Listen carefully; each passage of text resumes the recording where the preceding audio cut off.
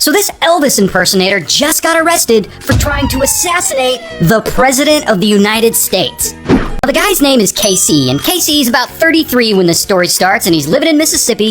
And KC, he's a professional Elvis impersonator. He dresses up like Elvis, and he performs, and he tours and stuff. But one night in 2001, his whole life changes because he's working his day job as a janitor cleaning this local hospital. And he ends up cleaning out the morgue, which is an area he's not normally allowed into. And so he's there cleaning, and about 3 hours go by, and he's pretty exhausted, and he decides to get himself something to drink. So he finds a nearby refrigerator, and he opens it, and boom, he is shocked, because inside he sees human body parts. Arms, legs, hands, feet, and stuff like that. And he even sees a whole-ass human head. And KC, of course, freaks out like a lot of people would, and he runs away. Later, he ends up telling all his coworkers, guess what? I saw a human head in the morgue refrigerator. And so word gets back to the hospital admins that he was in an area that he wasn't supposed to be in. The next day, the hospital CEO calls KC into his office, and there are a bunch of guys in there in suits, and they ask him to sign a bunch of documents. This seems to be some sort of write-up for being in an area that he wasn't authorized to be in, and they say they're going to suspend him with pay while they investigate the matter. And KC, he refuses to sign anything. And so, bam, the hospital fires him. Here's the thing about KC, though. He's very much a tinfoil hat-wearing conspiracy theorist. He thinks the hospital was acting shady, and they were up to no good. And he doesn't know exactly what was going on or why there were body parts in the fridge, but in his mind, there's only one explanation that makes sense. The hospital must be part of a black market organ harvesting operation. It's a full-blown conspiracy, and the rich elites are involved, and the Illuminati must be involved too. And as ridiculous as that sounds, he's convinced, and he's determined to tell the whole world about this scandal. And that's what he does. He tells this to his friends, his family, his acquaintances, anyone who will listen. He's like, look, they're secretly selling black market organs at the hospital. But of course, no one believes him. They're like, yeah, sure, buddy, you saw body parts because you were in a hospital morgue. Sometimes, even while he's on stage performing as Elvis, he'll suddenly start going off about the hospital conspiracy and the body parts he saw that night. And he starts posting about it online and chatting with people about it on the internet. He even tries to get the government to help his cause. He meets with a state congressman, he meets with a senator of Mississippi, and they both turn him down. After they turn him down, KC gets all mad and he starts trying to blame the government, and he starts accusing them of being in on the conspiracy. And he's going off about how no one wants to help him and how they're all trying to cover it up. So this is not going well for KC. He's convinced of this massive organ harvesting conspiracy, and no one believes him, and everyone thinks he's just a lunatic. But despite all that, believe it or not, things are about to get much worse for him. Because years pass, and we're now in 2003, and KC is still obsessed with this crazy idea, and it's starting to consume his life. It's all he ever talks about. He ends up losing his job, his wife ends up leaving him, but then, in 2006, he finally gets a little hope. Because he hears about some local newspaper, it might be online, but it's some news publication that supposedly will publish any story, no matter how crazy or controversial. So KC hears about this and he's like, maybe this is it. Maybe these guys will listen to me. And so he sends an email to the owner of the paper. The owner is this guy, Dutchke. Now here's the thing about Dutchke. Dutchke doesn't just own this local news publication. He's also the owner of a local martial arts studio where he teaches people Taekwondo.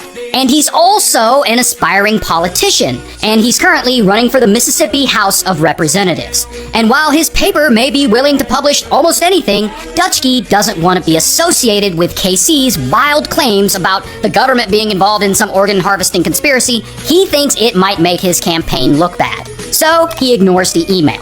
Then KC calls and leaves a voicemail, but Dutchke ignores that too. And KC eventually finds him in person and he tries to talk to him. But Dutchke politely rejects him right to his face. And that is when KC just snaps. He can't take this anymore. He sees Dutchke as a liar. His newspaper won't publish any news story? Bullshit. And KC is not gonna let this slide. So he goes home and he starts harassing Dutchke online. He creates multiple fake Facebook accounts and he starts posting videos and photos of Dutchke and his family. And so then Dutchke gets all pissed off and he decides to retaliate against KC. He starts stalking KC's social media and he'll find out when he's scheduled to perform as Elvis, and he'll call up the venues he's performing at and he'll warn them not to book him. And so this rivalry back and forth goes on for years. But then, in 2013, something crazy happens. Dutchke actually gets in trouble with the law for exposing himself to school-age girls. And that's a whole other story. But regardless, he gets 90 days in jail. And of course, Casey capitalizes on this. He starts mocking him publicly and posting about it on the internet, making sure that everyone hears about it. And that is when Dutchke finally just loses it. And now he feels like he's got to get the ultimate revenge on Casey.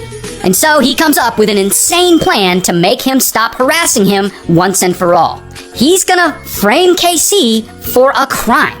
So one day, that same year, 2013, he gets some castor beans and he grinds them up in a coffee grinder to make ricin, which is poison, an extremely deadly poison. And he puts this poison into envelopes with letters, and he mails these letters to people Casey has had beef with in the past. That way it'll look like Casey sent them. Like, he sends a poison letter to that Mississippi senator, the one who wouldn't listen to Casey about the conspiracy. He sends another one to a judge who had sentenced him to jail one time. And for some reason, he sends one to the President of the United States at the time, Barack Obama. Now, these letters, they basically say, no one would listen to me, and then he essentially signs them as Casey.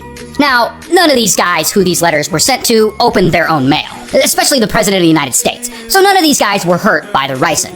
But because one was sent to the president, this is now considered an assassination attempt. So now multiple federal agencies have to get involved.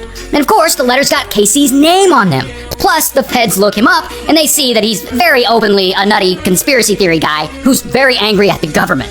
So naturally, they think he's guilty, and bam, they arrest him. And I don't have a mugshot, but here's a picture of it. And so the feds, they bring him in and they question him, and poor Casey, he doesn't even know what ricin is. Like, he has no idea what these guys are talking about. And hours go by, and the feds slowly start to realize that maybe this guy's telling the truth. So they ask him if he's had any enemies, anyone who might want to frame him and make him look bad. And right away, Casey says one name: Dutchke. And so the feds go and they find Dutchke, and bam, they arrest him. Here's his mugshot.